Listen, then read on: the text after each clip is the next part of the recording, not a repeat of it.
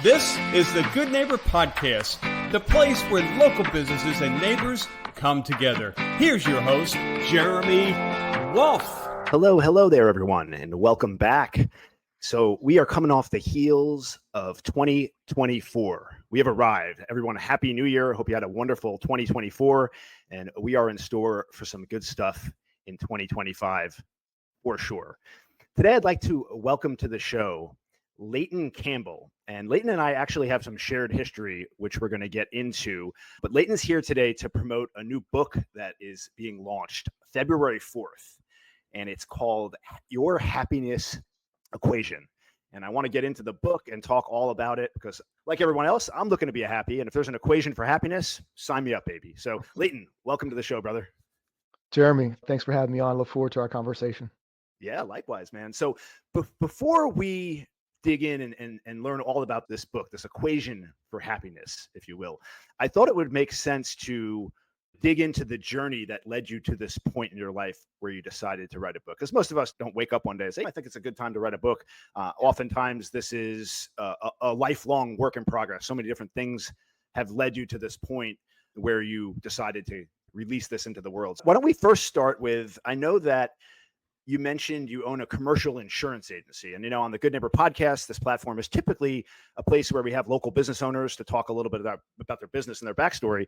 Why don't we start there? Tell us a little bit about your commercial insurance agency. First of all, what's the name of the agency? First Allegiant Insurance. Okay, so for everyone out there, everybody deals with insurance. We all have our own personal insurance. But I think for most people, when they hear commercial insurance, that might be something that they don't know a lot about because they don't typically deal with commercial insurance unless you own a business or that kind of thing. So start there. Tell everybody a little bit about what commercial insurance is, and then we'll dig into what you do and how you help people. Yeah, so commercial insurance basically is similar to homeowners insurance, but it's just for a business. So the same things you may need as a homeowner, business owners also need. For example, liability.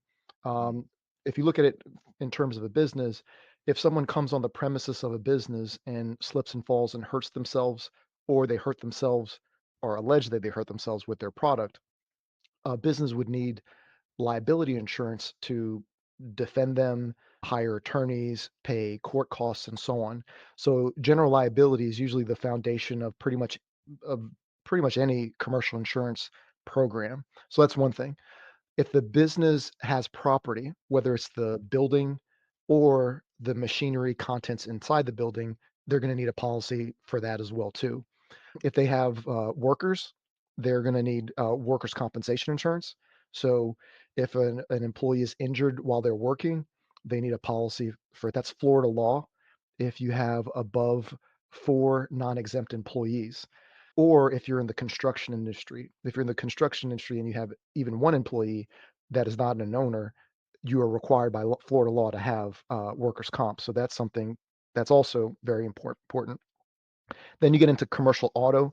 So if the business has vehicles, if you're a contractor and you're sending your guys and girls out to do service calls and those kinds of things, you're going to need protection, of course, for the auto. But God forbid you get in an accident, or one of your drivers gets in an accident and God forbid does injury to someone or property, then you're going to need liability protection for that as well. And then you get into the boutique coverages like cyber liability and errors and omissions, and it just goes on from there. But that's the gist of commercial insurance. Now, are you typically servicing? I know that for insurance, licensing is done by state. So obviously you're licensed here in the state of Florida, and I'm assuming you probably provide service to all Floridians. Do you also have non-resident reciprocal licenses in other states? Do you provide service nationwide? Where's the extent of your client base? Yeah, so our client base is primarily here in Broward County, and Okay. I would say Tri-County. So Broward and Dade very heavily. We do have a presence in Palm Beach, and then we have it throughout Florida. Pretty much most of either the businesses either start here and then open up other locations, and then we grow with them, or we get referred into something that's in another part of the state. That will also happen in other parts of the country as well too. We're not actively out prospecting or networking in other parts of the country, but if we get a great opportunity and it's a fit, then we will get licensed there and take care of that. So we're licensed in probably about 5 or so states, but I would say 95%, if not more, of our business is done right here in Tri-County, South Florida. And how long have you had the agency for? When did you start it? 13 years. Started it in 12. Yeah, it's been a wild Nice. ride.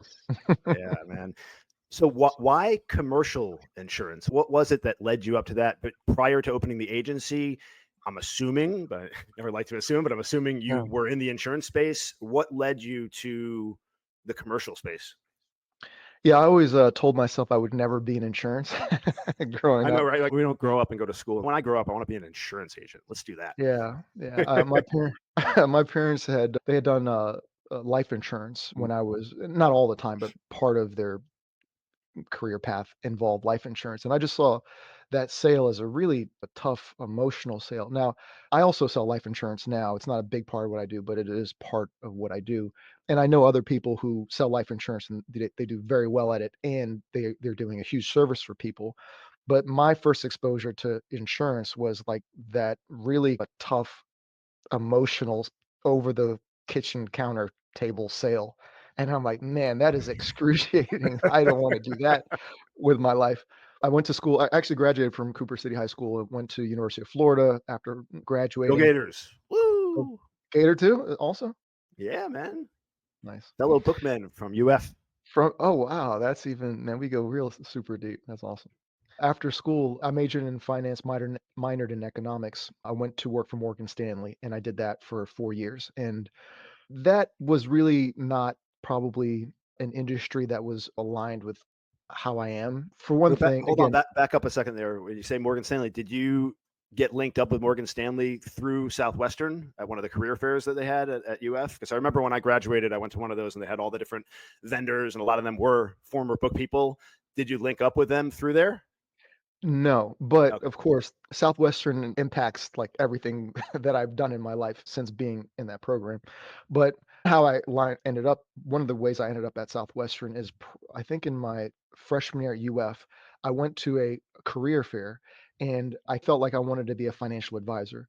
So I went to financial advisors. I don't think they were with Morgan Stanley. I said, hey, I want to be a financial advisor. What do you recommend that I do?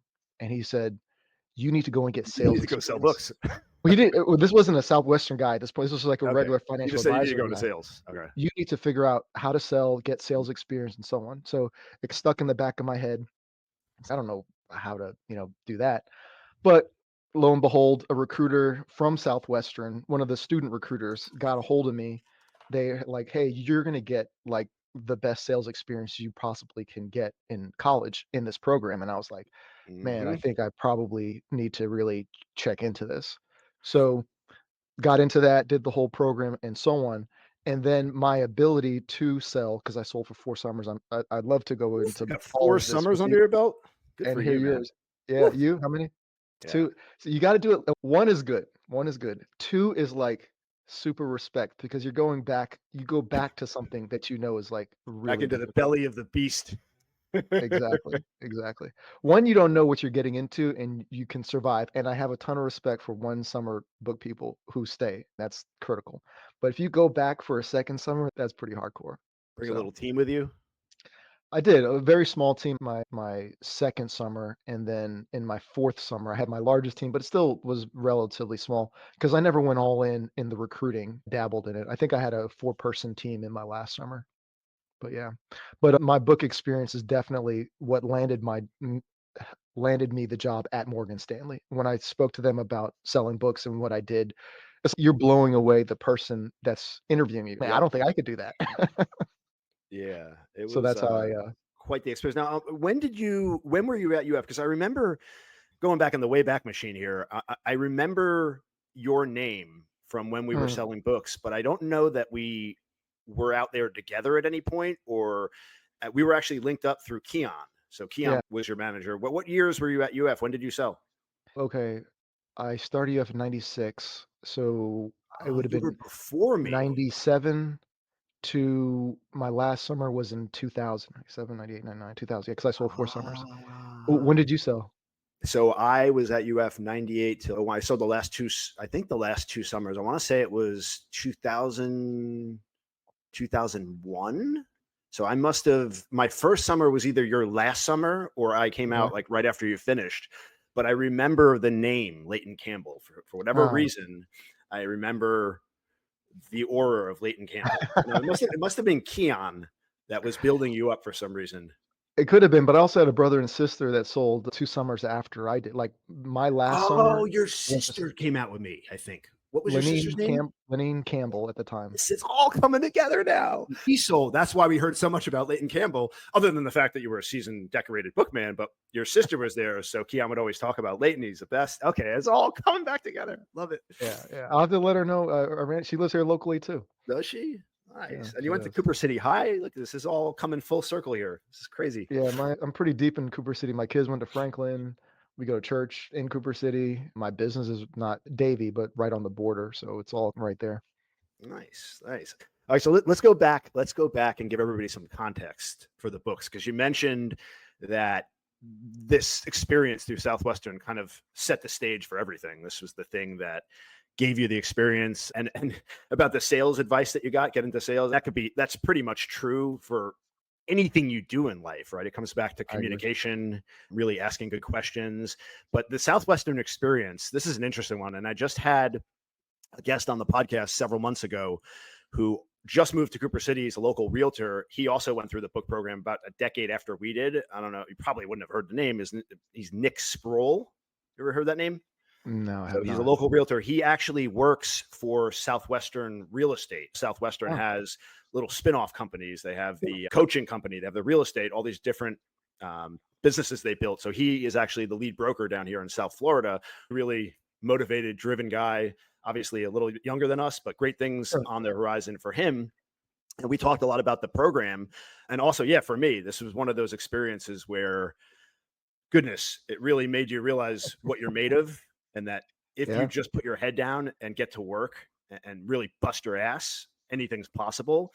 And went through the ringer. I think everybody that goes out and sells books has many defining moments in their life. So why don't you tell everybody a little bit about that experience for you? First of all, talk about Southwestern, like the book program. What is the program for those that haven't heard? Tell us a little bit about the Southwestern company. Yeah, so Southwestern is a company that's been around since the Civil War.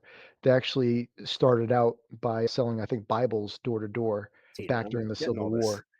And then over time it evolved and changed. And when I was in the program, and similar to when you were in the program, it was more about selling educational books door to door, um, primarily through college students. And what they do is it's a program that helps college students gain experience, sales ability. You really, like you said, find out what are you really made of and can you handle hard things and survive. So it's very intense, but they've really figured out how to do the program, how to train people. And I've worked for some of the largest Fortune 500 companies in America, and I got better training at Southwestern than I did in anywhere else I've ever been. And that is 100% true. So the training, phenomenal, and so on. So they recruit kids from college, and when I say they, it's usually other college Other kids students. Yeah. recruiting other college kids. And then sometimes you have uh, people who went through the program who are more established. They may have families and so on, and they're like full time recruiting teams and so on. There's that part of it as well too. So for me, they recruited me out of University of Florida. You go up to Nashville, Tennessee for I think it's a week of sales training, and then the craziest thing about this job, and it's still crazy to me to this day, is you're assigned a territory in a part of the country you've probably never been to, and no one there, and no one is expecting you to come. And then you have to go knock on doors to find a place to live. That blows It's my mind it's to this crazy. day. Yeah. And the craziest thing about it is that it always works. You have about 4 people who are assigned a geographic territory. So if your listeners are Tri-County, Florida area, I think like a headquarters is like 4 people, and they would have the surrounding area. So I would think probably Dade and Broward might be like a headquarters that they would split that up between the 4 people there, and then they would work that area all summer. And so, yeah, you're out there, it's the summer, so it's hot. People generally don't like door-to-door salespeople, just generally. I You met don't say. I got a warm welcome every time I knocked on a door, especially 8 in the morning. Or what do we work, like 8 to 10, yeah, 14 yeah, hours a yeah. day? Yeah, 8 to 10, and sometimes a little earlier, sometimes a little later if you had to get, The your trick was numbers earlier. always to set, then they taught you this, to try to set as many quote unquote appointments as you could in the morning and the evening. Because if you had somewhere to go where people were actually expecting you in the morning, it took a lot of the pressure off rather than just cold knocking first thing in the morning. But Yeah, yeah. yeah. That gravy time where you're doing a lot of pre-approach in the day. A lot of times families are out, the dad's not home, the mom's not home, whatever the case may be. So you're just laying the foundation for what your after 5 period is going to look like. And then after 5, which is what we call gravy, is like it's house after house of people who have children who are expecting you. And I know you've had this too, because everyone's experience is similar, is you get a ton of rejection and you have people who are super mean and sometimes nasty to you, but you also meet the best people. Hmm. And I've been in homes in the middle of absolutely nowhere it's 10 o'clock, it's my last sale, and these people have given me dinner. They've given me stuff to take with me in terms of like drinks and food, and they just love on me. And then when I see them throughout the rest of the summer, they're always waving to me. Like it's really amazing. So it's a crazy experience because you see, I wouldn't say the worst of people, but you do see a negative side of people. But then you also see like a really amazing, beautiful side of people, and that was pretty cool. Yeah, you do get the full spectrum in dealing with this program. And I think a lot of the people out there that are very kind to the book people are the people that have a lot. I think a lot of entrepreneurs, right? People that have been out there hustling and understand the grind and have a deep respect for going out there and pounding the pavement and really getting after it. It's funny when you were talking about finding out which homes had children. It gave me a flashback to when I used to walk around with my map and I'd have all the houses and I'd have the names of the kids. And I'm like walking around the neighborhood. Like I know, I'm like, yeah, I was just talking to Jane next door with little Bobby, and it's just a wonder that more people didn't call the police on us, canvassing the neighborhood asking about children. But no, it works.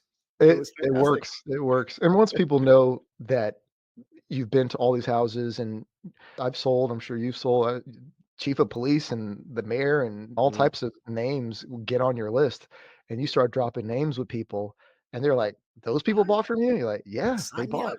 Just come on in." And you sell the Yeah. bag or whatever. But yeah, it was great. But there were those tough moments, and I allude to a bunch of them in my book. But one of them is like anytime I meet an alumni, we usually always have an experience where you're like really close to quitting, and you're probably under a tree. It's the proverbial tree. Sometimes it's not actually a tree, but it's the proverbial tree. You're under the tree and you're crying. You're pretty much an adult at this point because you're over 18, and you're crying because it is so hard. It is so hot. All your friends are back home having the summer of their lives probably, and you're in the middle of nowhere being yelled at and dogs chasing Why you. did I do this? Yeah, why did I do this to myself? I just What wanna was go I home. thinking? But the all the commitments that you've made, because they know what the people who are training you for this, they know they first of all, they've been through it themselves, and second of all, they know you're gonna go through it, so they prepare you for that, and it's you've given your word to so many people. Like, I told my mom, "I'm not coming home. Like, I don't care how bad it is, I'm gonna stay out here. I may cry every day and never sell anything, but I'm not quitting." And I've told that to my student manager. And then you have you have your own recruits that are out there, and it still is not easy just because you've done it before. Sometimes it's harder, and it's like you can't quit when you brought people out there. So it's No. such a tough thing, but it really builds character, which is really the product that Southwestern is creating. They're creating Yeah. people of character that go out into the world and hopefully do amazing things, or good things at least. For sure, for sure. Speaking of teams, I remember my second summer, I brought out a small team, and one of the guys on my team, I remember when I recruited him, I was in, I think it was in Turlington Square, handing out those little Mhm. yellow slips, and I was there with another book guy, and we saw this one kid. He just looked like a book stud. He was tall. He just looked like somebody that'd With the be good look, at this. And we both saw him, and we're like, I I hightailed love it that over, guy. got his information, and he came out on my team, and he was actually doing pretty well. He was making sales, he was having some good success, and he was actually living with me. And probably a month, I forgot how long, several weeks in, a month in, he came to me and said, I'm leaving. And he, even though he was doing well, he couldn't handle the rejection. He just, I guess he grew up being told yes a lot, and the no was killing. And I had that conversation with him. I was like, don't run from this now. This is something you need to confront. And he ended up leaving. Mm. And then I had other people on the team that weren't doing so well that stuck it out. And it really was, for me as well, just such a transformational experience. Gave me so much of the groundwork I have now in my life from going out to sell books. I want to share with you a funny story about my challenges, and Okay. then maybe you could share one about yours. I remember suicide calls.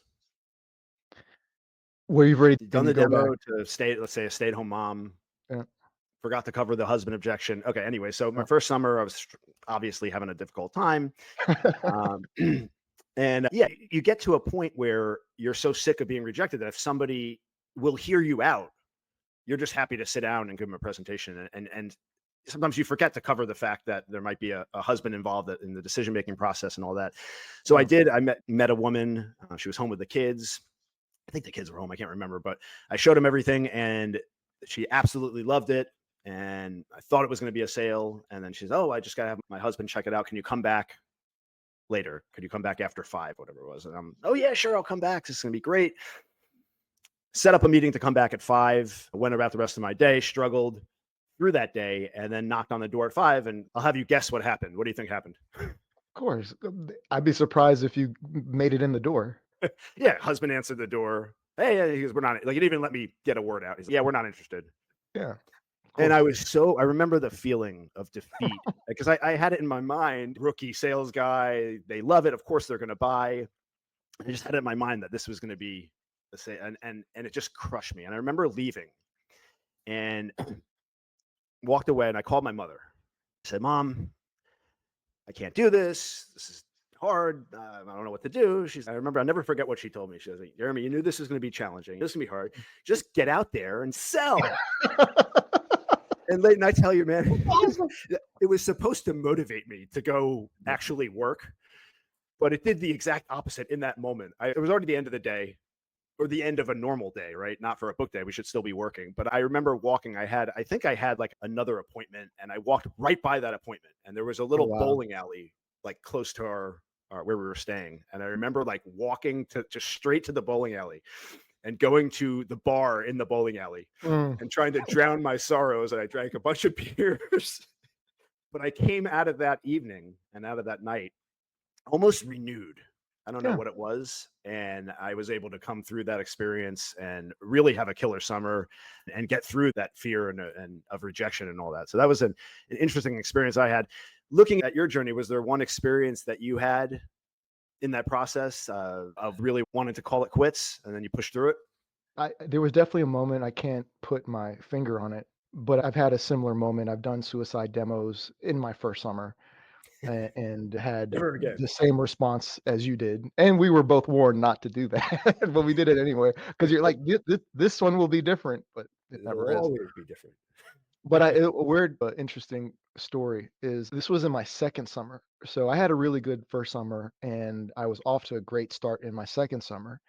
And I woke up one morning and I forget, I know the areas I sold books in, but I forget the order of them. But it was one of the most beautiful days I have ever seen. There was not a cloud in the sky. It was perfect. And I woke up that morning. And again, I killed it my first summer for a first year. Great start to the second summer. I got a crew of people there. Even my recruits are doing well. And I was like, I am going to sell so many books today. This is going to be the greatest day in the history of Southwestern. I was I'm gonna so, hit the President's Club in one day, or more with a I, Mort I Club. re, if I had to put money on it, I would have put money that was going to happen. So I was so excited, so fired up. I went out there and just guns blazing all day working. I didn't really do too much in the morning time, like setting up grave or anything like that. But I was out getting pre-approach to know who I'm going to go back to, had all my lists. So pre-approach comes around, not gravy comes around. I got all my families lined up. They know I'm coming. I haven't done my demo. It's not suicide calls, but just they have, mom, dad will be there. They have kids. These are legit potential buyers. Line them all up, and I'm going in gravy, and it's like I haven't sold anything yet all day, and this has really never. I think I zeroed. I think 2 times or so in my first summer, and I had never zeroed, in my second summer. So we're getting close to the end of the day, and it's 9 o'clock, and I'm still on zero. I'm like, what is going on? So this is supposed to be the best day ever. Like, there's got to be, there's a pony story. My pony is in here somewhere. I don't know if your people know about pony stories, but so I'm like, okay, I didn't get it yet, but I know that it's there. I just need to keep working. So 9:30, still on zero. And now it's getting late, and now it's the awkward time of like you knocking on people's door at 9:30 at night. It's like uncomfortable. 10 o'clock, I'm still on zero. And I'm like, all right, this is my last house. Like, it's either this house or nothing. So I'm in there, and I need the sale so bad. They can feel it. They can smell it on You me got that the I need the commission sale. breath kicking. Exactly. And I zeroed that day. Mm. I zeroed that day. And it was a day I should not have zeroed, but I did. And to this day, anytime I see a cloudless sky, I'm like, I prepare myself. I don't know what this day is going to bring me, but I'm prepared for this to be a very challenging day. And my son knows, I told him this story. And it's true, man. I see cloudless blue skies that are just perfect days, and I like prepare myself for. I don't know what this day is going to bring, but I'm going to enjoy the beautiful day. And if it brings anything crazy, I'm going to be as prepared as I can for it. But that was a really tough day. I went back home, and all my guys were like, "How did you do?" I was like, "Built a lot of character today." Yeah. But finished up with a relatively good week. It wasn't anything spectacular, but definitely finished up the summer. Great summer. That was my last 0 day selling books, and I had 2 summers after that. So I bet you learned more about yourself in that day than any other day out there, even though you didn't sell anything. yeah, I can't even tell you the day that I had my best day. I don't even Mhm. remember, and I know But that day was that's the one you probably remember, amazing. the one where you zeroed, where you put 14 hours in and didn't sell a Yeah, damn thing. didn't sell Yeah. anything. That day I'll never forget it, and I cherish that day because I've learned so much from that. I'm glad I had that experience, and it also ties in a little bit to one of the themes of the book. Is it's hard to be on these emotional. When things are great, you're just on the top of the world, and when things are horrible, you're just super in a low state. It's better to, as much as possible, take that through line where you're not on these Mhm. emotional roller coasters of emotions, because that can really make life a lot harder than it needs to be. Yeah. Mm.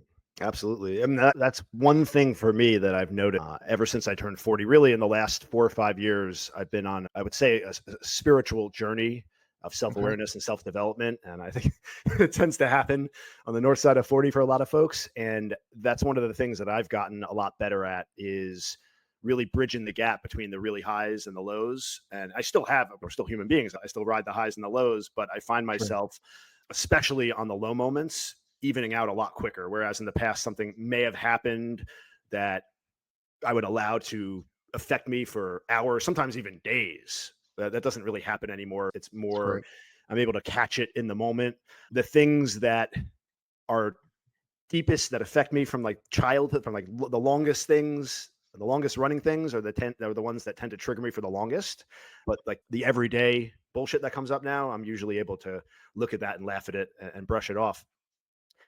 So I think it's a good segue to get into the book, right? Your happiness equation. Yeah. Yeah. So talk a little bit about the impetus behind the book. When did the idea come to you? When did you decide to say, look, I need to write a book specifically about an equation for happiness? I'm interested to get into this. Yeah, so it started from a conversation that I had with my kids. We were sitting around, and I was like, because we have all types of crazy conversations and adventures. I've taken them across country How old are your like several kids? times. So my oldest one is 17. He's graduating high school right now. He goes to Western. I have a 14-year-old daughter. She goes to West Broward. I have and two 13-year-olds. One is my stepson, and then my son, and they also go to school in the area. So this was about probably 3.5 years ago. Yeah, because the book project has been that long. So I'm sitting around, we're talking. We have all types of crazy conversations. And I was like, hey guys, let's see if we can come up with an equation for happiness. And they're like, Love they it. were game. because we've had crazy theoretical, sometimes really deep conversations, and they're hanging in there with me and they're throwing out ideas and whatnot. I'm moderating. And at the end of it, I look at it and I'm like, man, there's something here. Right. And they we agree. So I'm like, okay, that's interesting. At the time, I was the educational coordinator for my BNI chapter. Familiar with BNI? Heard of them? Know of them? Okay. Indeed. Okay. So I've been in BNI for as long as I've owned my business. So 13 years I've been in BNI. I've been educational coordinator probably 7 times. So that's 50 times a year doing an educational topic. All right. So this particular week, like a week after I have the conversation with my kids, I have a chance to think a little bit more, read a little bit more, polish the equation a little bit more, and I do a presentation in front of my group about the happiness equation. And I start the my salesman, because you have to sell that. You're there at a meeting, it can be sometimes our BNI is pretty lively, but business meetings generally can sometimes be boring. So to capture everyone's attention, I say, today we're going to talk about the most important equation in the history of humanity, and I'm not joking. Uh, That's what I tell them. So like I have their attention, right? yeah. So then I go through the equation, and after, almost everybody in the chapter either calls me, texts me, comes up to me and said, Leighton, I can't believe you spoke about that. I've been thinking about some of these things. Um, some of them open up to me about very personal things. I have pretty close relationships with these people, but they were opening up in a way that they had never in the past. And it was like blew me away. So I was like, man, I probably should do something with this. And 3.5 years later, the book, we just had a book tour last month. We drove all over the country promoting it, been in the pre-sale process of it now, getting the word out. It's been quite the ride, quite amazing, and definitely a great experience. And I'm glad to have come upon it. But that's the origin story. I love it. So go back to when you were with your kids and you mapped out this happiness equation. What did that look like? Because obviously you sat down. I'm trying to picture in my head what a basic framework for happiness. Obviously, you got to get into the book and read all about it to learn more. Yeah. But give us an overview of what that looked like, the genesis of the happiness equation. So with the kids, again, it was a very rudimentary version. So it was me asking them and me volunteering like things that I thought were universals. So that's part of the equation, is that the things that are in the equation, I feel apply to pretty much everyone on the planet. I tried to not include any variables in the equation that were like unique to just a handful of people or excluded millions and millions of people. So everything in there basically applies to everybody on the planet. I would ask them, "Hey guys, what do you guys think would go in there?" And they would throw out something. I'm like, "I don't know." I would say something, "I don't know." But then things like gratitude came out. Do you think gratitude would be somewhere in the equation? It's like, okay, yeah, we should probably put that there, but where should we put it? So we're having a conversation about like happiness, but we're also having a conversation about math, because we have to determine where in the equation to put it. And depending on where it is in the equation, it's going to have more or less weight. So, for example, the ultimate position of gratitude, we ended up putting it as an exponent. I don't know if we did it in that moment, but in the polished version, it's an exponent now, because I feel gratitude touches all the other variables and it has a way of just igniting um, happiness and joy in your life. So we wanted to have a very prominent place for that.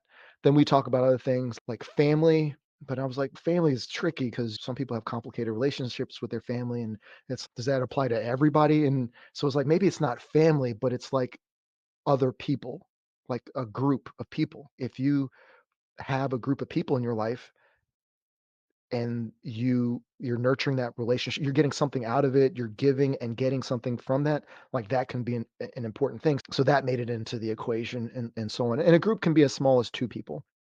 It can be larger, of course, but the American College of Psychology defines a group as 2 or more people that have shared goals, and they have norms and rules on how they operate together. And so if you're in a group with at least 2 people and that's important to you, I think that can definitely contribute to happiness. So those things. So that's how we came up with the rudimentary version of happiness. I also spoke with a lot of people and read a lot also. And it was like, man, I overlooked some things that I had to put in. And then we got into the X variable, which is interesting because the equation is what it is. But I will talk to people. And I just posted one of the interviews that I did. I think we were at Purdue in Indiana, and we're talking to a student. And she was awesome because she challenged me. She was like, all those questions you asked are great, but I get a lot of satisfaction and joy out of art. And Mm. I don't think she's like a professional artist, and I don't think she was an art major. She just liked to do art. And I don't discount that at all. I think if that is important to you, then you should nurture and develop that as much as you possibly can. But I would say those fall as X variables. It's not universal to everybody, but it's important to you. And the same way that you can look Huh. at the other variables and try and optimize them, you should take your X variable and optimize that as well. So That's interesting. Because yeah, happiness obviously does mean different things to different people, but like you alluded to, there are some common variables that transcend everything, like this idea of gratitude. But for people have different passions, and I think so many people live their whole life without tapping into their true potential. I think every human being, every person on this planet, really has a potential for greatness locked within them, and fortunately, due to many different factors and external factors, internal factors, decisions, people end up stuck in the rat race, if you will, working that 9 to 5 job and never really taking the risks necessary to explore themselves to the point where they can tap into that true potential. And it's a shame, really. And I'm finally finding that within myself. mm, You see the guitar in the background. yeah. Speaking of art and creativity, I've played the guitar now for probably 30 years, maybe even more. Oh And wow. for the majority of that time, I never explored singing. I always just played. And Hmm, I would play for a couple months and then I'd lose interest and I'd stop playing for a while. And it was like that for pretty much the duration of my musical career, if you will. And over the last several years, as I've gone through this spiritual journey of personal growth and development, and really done a lot of work on myself, I've learned to let the guard down and start expressing myself and really start working hard at getting better at singing and playing while singing. And what I find is that the more work I put into it, like anything else, the more confident I get, the better it starts of to course. sound, the more Yeah, obsessed I get with it, the more I want to play. And I really haven't put the guitar down now for every day. It's at least an hour to 2 hours. I'm sitting down, just that's drilling awesome. out, practicing, singing songs. And yeah, I don't even get, like, I used to tell myself like the goal would I want to put something out there that's amazing and become famous and all this. Like, none of that shit really matters anymore to me. Yeah. It does to some degree because we're humans and we want validation, but I'm getting more and more aligned with the idea of it's just about expressing myself at the deepest level and putting it out there and trying to share that with everyone else. And if what comes out is great and it resonates, great. If not, I'm fine with that too.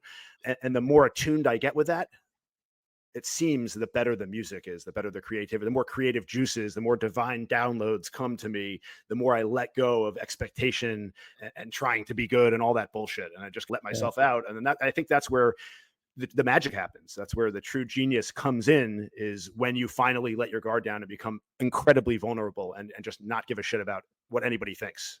And then when those walls come down, I think it alludes to what you said earlier about at your BNI group, when you shared this idea with people about sitting down with your children and talking about the happiness equation and really sharing something so deep and vulnerable, making yourself vulnerable, helped open everybody else up. And they heard that from you. You're like, I want more of this. And it's just like the law of attraction. You put that out there and people. So I mean, I love that, man.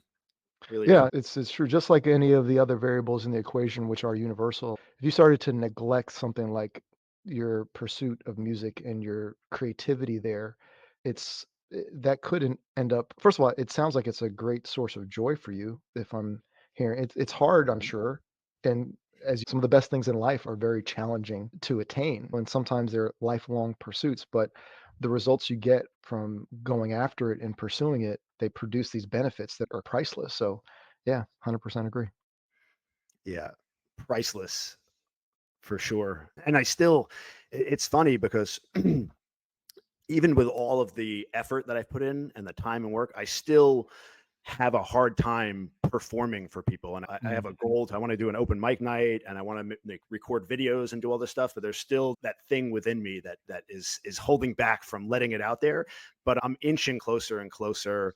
I do a lot of, like I said, work on myself, transformational stuff. We do men's retreats. I like doing things like breath work, ice bath, cold therapy, all these different Awesome. modalities to try to enhance. And when we go on these retreats and we work with plant medicine. I've done ayahuasca, things like that. And Mhm. that's a place for me where I'm able to sit around the fire and really let the guard down and express uh, what's truly inside. And I'm working towards trying to be that way in every moment in life. And this idea of working towards trying to be the most authentic version of myself possible in every situation. Mm. What is what you get.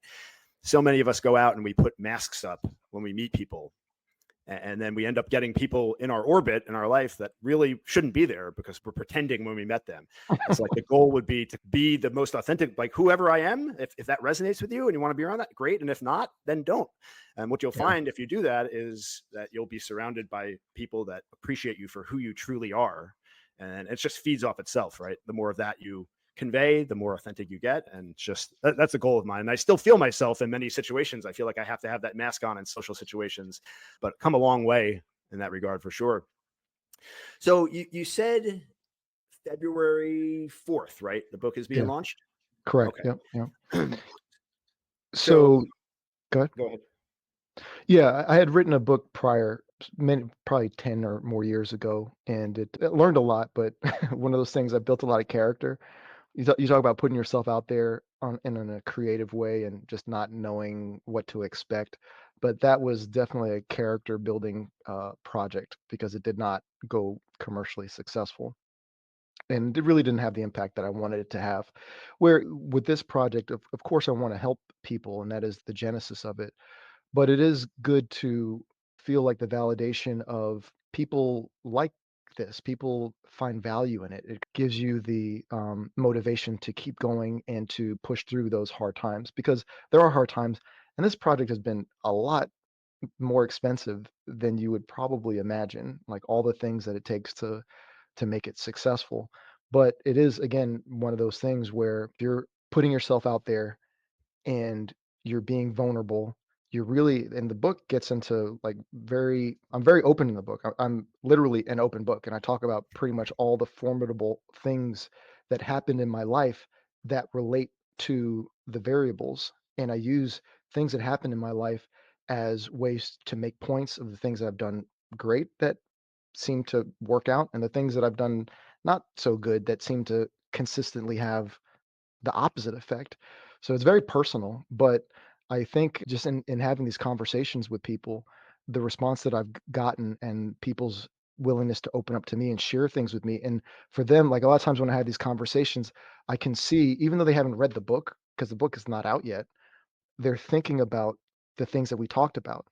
And I can just tell. And the people that I'm in relationship with who we do talk, it's not like a person I meet on the street, we do an interview and then we never see each other again. The people in my life have come to me and said, Leighton, that thing that you mentioned, like I've really been working on it and it's really been helping me. So it's been a really amazing experience. Yeah. Sounds like it for sure. Yeah. I was just thinking about, lost my train of thought. If it comes back. Sure. So February 4th, where is the book going to be available? Is it, tell us about how we could find it, where we could order a copy? I'm assuming we could pre-order.